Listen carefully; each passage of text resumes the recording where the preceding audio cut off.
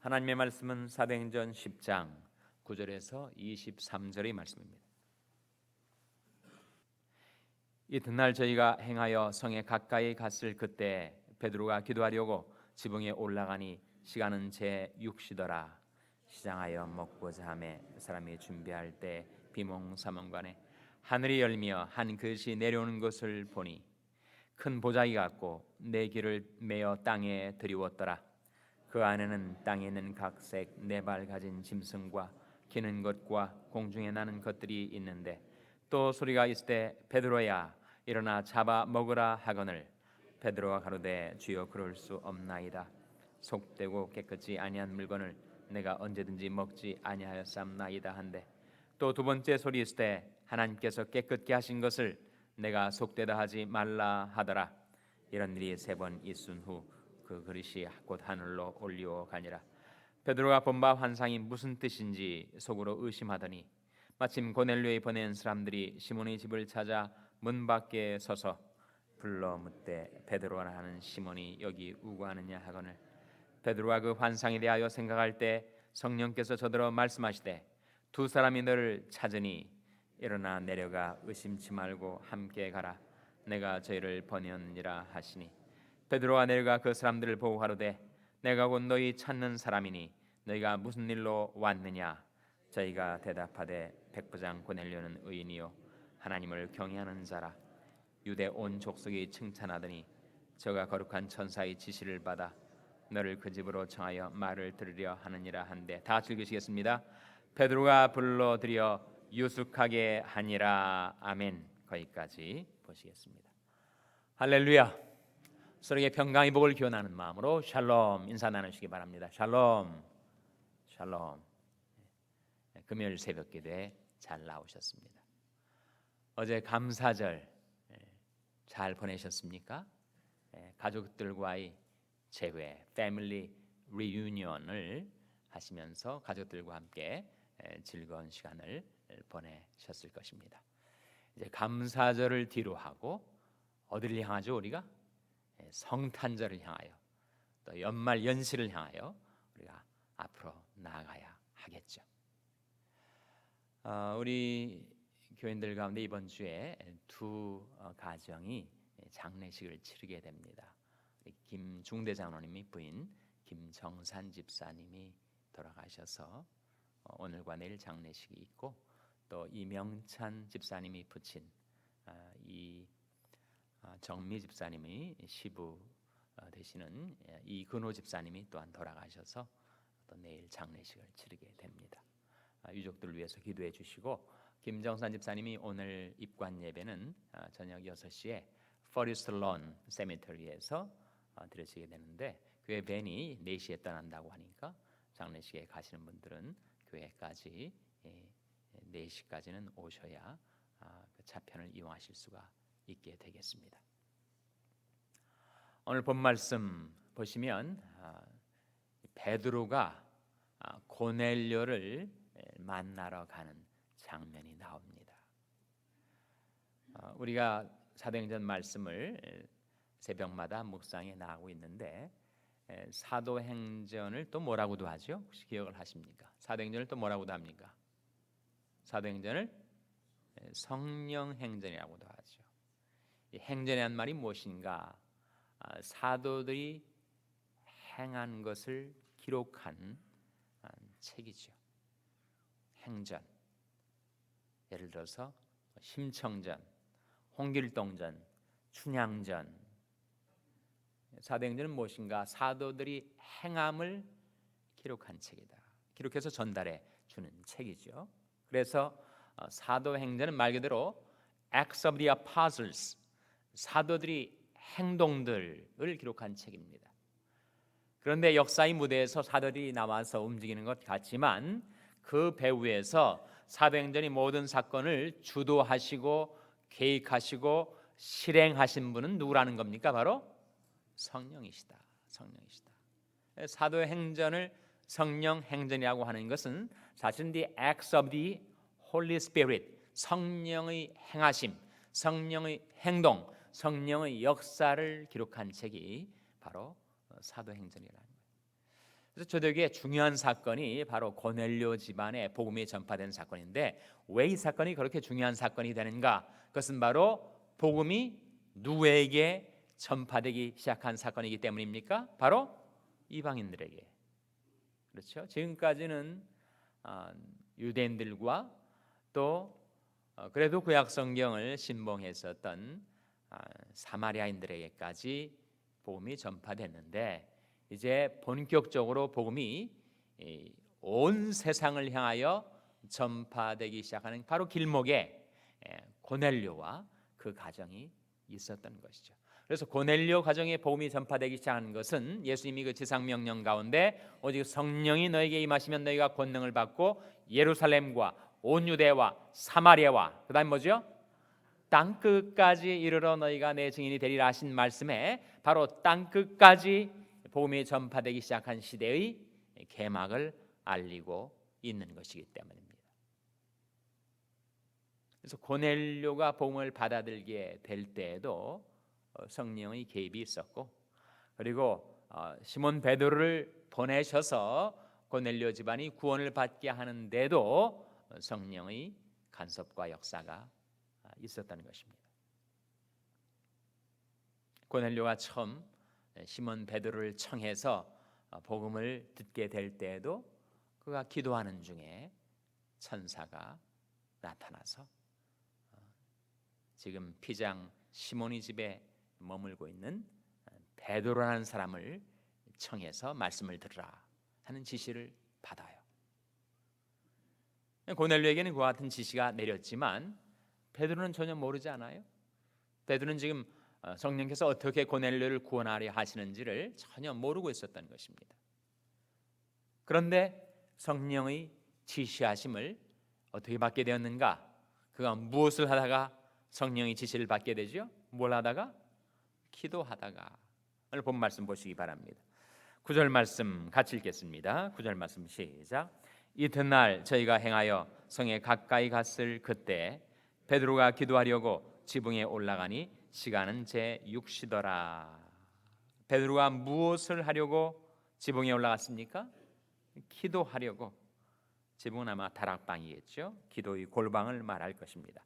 그러니까 고넬료가 시몬 베드로를 청하려고 사람들을 보내서 사람들이 시몬 베드로가 머무는 집에 접근하고 있을 때 그 영문을 모르는 베드로는 그저 자기 습관대로 기도하려고 하나님 앞에 나아갔던 것입니다. 그 기도의 시간이 몇 시라고요? 제6시. 6시를 다시 한번 히브리식으로 6시가 몇 시가 되는지 계산을 해보세요. 몇 시입니까? 오늘날로 말하면 낮 12시 정오죠.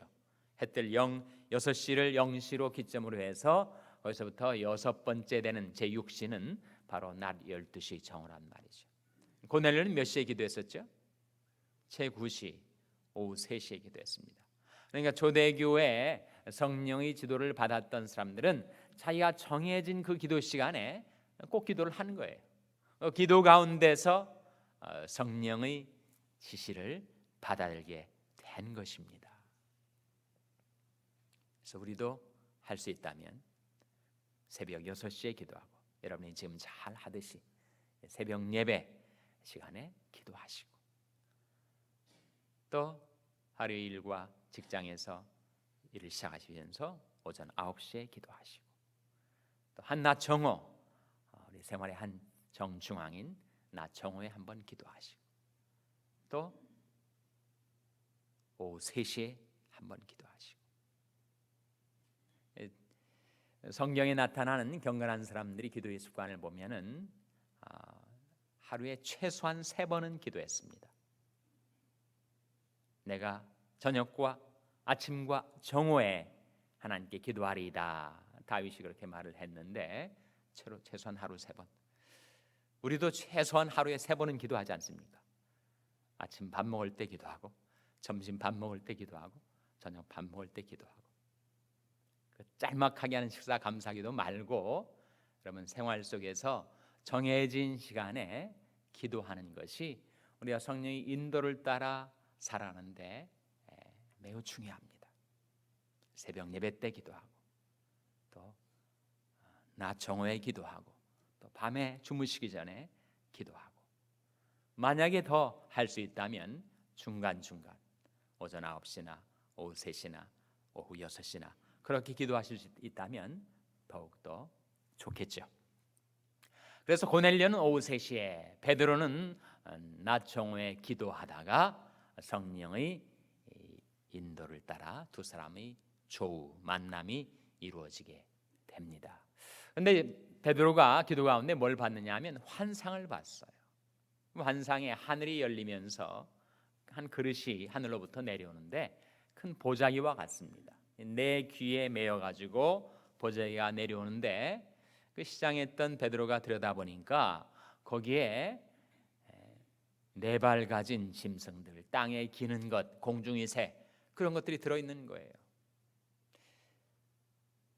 배는 고프지만 부정한 식물들이 들어있으니까 먹어서는 안 되겠다 생각하는데, 하늘에서 소리가 나서 말하기를 베드로야, 이것을 잡아 먹으라, 그렇게 하는 말씀이 들린 거예요. 그래서 제가 어려서부터 지금까지 부정한 식물을 제 입에 대질 않았는데 못 먹겠습니다, 그렇게 베드로가 응답을 했더니 하늘에서 다시 소리가 나기를 뭐라고 했습니까?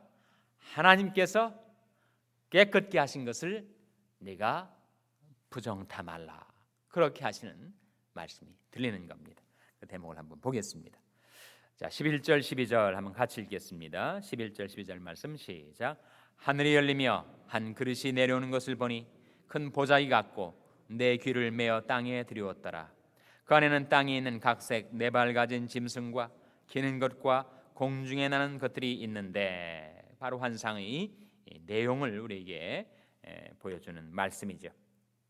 또 소리가 있을 때 베드로야 일어나 잡아먹으라 하거늘 베드로가 가로되 주여 그럴 수 없나이다. 속되고 깨끗지 아니한 물건을 내가 언제든지 먹지 아니하였사옵나이다 한데, 15절 같이 읽겠습니다. 시작. 또 두 번째 소리 있을 때 하나님께서 깨끗게 하신 것을 내가 속되다 하지 말라 하더라. 이런 일이 세 번 있은 후에 그 그릇이 곧 하늘로 올려간 거예요. 그 환상의 뜻이 무엇일까요? 환상의 의미가 무엇일까요? 우리도 잘 감이 잡히지 않지만 그 환상을 직접 봤던 베드로 역시 이게 무슨 환상일까, 그 뜻이 무엇일까, 마음속으로 질문을 하고 그 의미를 궁구를 한 거죠. 추구를 하는 거예요. 인quiry를 한 겁니다. 그래서 그 환상을 놓고 묵상을 하다가 성령의 지시를 받았다 하는 말씀이 17절에 나타나죠. 우리 17절 말씀 같이 읽겠습니다. 시작. 베드로가 본 바 환상이 무슨 뜻인지 속으로 의심하더니 마침 고넬료에 보낸 사람들이 시몬의 집을 찾아 문 밖에 서서, 베드로가 본 바 환상이 무슨 뜻인지 속으로 뭐 했다고요? 의심했다. 이 말은 의문을 품었다, 질문을 했다, 추구를 했다. 그 환상이 뜻이 무엇인지를 몰라 어리둥절해서 그 의미를 그가 궁구했다, 그런 뜻입니다. 그럴 때 사람들은 베드로가 머물고 있는 집 문 밖에 도착을 했고, 그리고 성령께서는 베드로에게 아무런 의심 품지 말고 그 사람들을 따라 가라라는 성령의 지시가 그에게 임합니다. 19절 20절 말씀 같이 읽겠습니다. 19절 20절 말씀 시작. 베드로가 그 환상에 대하여 생각할 때 성령께서 저더러 말씀하시되 두 사람이 너를 찾으니 일어나 내려가 의심치 말고 함께 가라. 내가 저희를 보내었느니라 하시니, 바로 이 성령의 지도하심, 성령의 지시하심을 따라서 베드로가 가서 결국 고넬료 가정에 하나님의 구원이 임하고, 그래서 이방인들에게 구원의 복음이 전파되기 시작하고 온 땅을 향하여 복음이 전파되기 시작합니다. 그래서 이 고넬료 가정에 복음이 전파되는 중요한 사건에 바로 성령의 행전, 성령의 역사, 성령의 행동, 성령의 행하심, 성령의 지시하심, 성령의 역사가 있었다라는 사실을 성경은 우리에게 증거해 주고 있습니다. 과연 우리 삶 가운데 어떻게 하면 우리가 성령의 지도하심을 따라 살아갈 수가 있을까요? 우리가 미처 알지 못했던 크고 놀라운 하나님의 역사를 우리가 어떻게 쫓아갈 수가 있을까요? 성령의 지시, 성령의 지도하심을 받으려면 우리가 어떻게 해야겠습니까? 사실 우리는 정말 내 장래에 무슨 일이 나를 기다리고 있는지를 전혀 예측을 못해요. 예견을 못합니다. 시간과 공간 속에 갇혀 사는 우리 유한한 우리 인생들이 어떻게 미래일을 알 수가 있겠습니까? 근데 우리 앞서 선지자라고 하는 예레미야도 정말 내 가는 내 인생길은 나도 모르겠습니다. 그런 신앙 고백을 하는데 정말 공감이 가는 신앙 고백이어서 여러분 한번 찾아보시기 바랍니다. 예레미야 10장 23절입니다. 예레미야 10장 23절 말씀 우리 찾아서 같이 읽겠습니다. 예레미야 10장 23절은 구약 성경 1067면입니다. 구약 성경 1067면. 예레미야 10장 23절 말씀 우리 찾아서 같이 읽겠습니다. 예레미야 10장 23절 말씀 찾아서 같이 읽겠습니다. 시작. 여호와여 내가 알거니와 인생의 길이 자기에게 있지 아니하니 걸음을 지도함이 걷는 자에게 있지 아니하니이다. 이 말씀에 보시면 예레미야의 신앙 고백인데 여호와여 내가 알거니와 인생의 길이 자기에게 있지 아니하니 걸음을 지도함이 누구에게 있지 않다고요? 걷는 자에게 있지 않아요. 인생의 걸음은 내가 걷고 있습니다. 그러나 내 가는 걸음이 어디로 향하게 되는지 어디에 이르게 되는지를 나는 몰라요. 근데 내 걸음을 지도하는 분이 따로 계시다는 겁니다. 누가 내 걸음을 지도하고 계신 것이죠? 바로 하나님께서, 주님께서, 성령께서 우리 걸음을 계획하시고 지도하신다는 거예요. 시몬 베드로가 까마득히 몰랐습니다. 지금 고넬료 가정에 어떤 역사가 일어난지를 전혀 모르고 있었어요. 어떻게 그걸 알 수가 있었겠습니까? 시몬 베드로가. 그런데 그의 걸음을 성령께서 지도하셨다. 언제 지도하셨는가? 베드로가 무엇할 때 성령의 지시가 내렸습니까? 기도할 때. 베드로가 무엇할 때 성령의 지시가 깨달아졌습니까? 그 환상을 놓고 고민하고 질문하고 생각할 때. 거기서 우리가 성령의 지도를 받는 방법을 우리가 깨닫게 됩니다. 어떻게 하면 정말 내가 가는 길, 내 인생의 장래에 무엇이 놓였는지 까마득히 모른 채 살아가는 유한한 시공 속에 갇혀있는 우리 인생들이 하나님의 놀라운 구원의 역사를 우리가 향하여 걸어갈 수가 있는가? 성령의 지도하심을 받아 내 인생길을 걸어갈 수 있는가?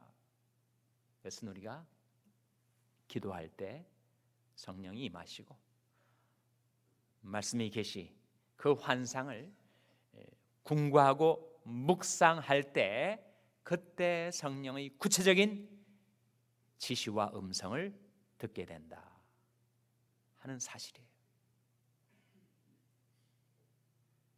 성령은 기도의 영이십니다. 그래서 우리가 기도할 때 성령의 임재, 성령의 감동을 받게 돼요. 그리고 내가 구체적으로 내 삶의 정황에서 내가 걸어갈 내 삶의 길은 어떻게 발견하게 되는가? 하나님의 말씀을, 베드로에게는 환상이었지만 우리들에게는 바로 말씀이지요. 그 말씀의 계시가 무슨 뜻일까? 그 말씀의 계시는 내 삶의 구체적인 삶의 길을 뭐라고 지시하는 것일까?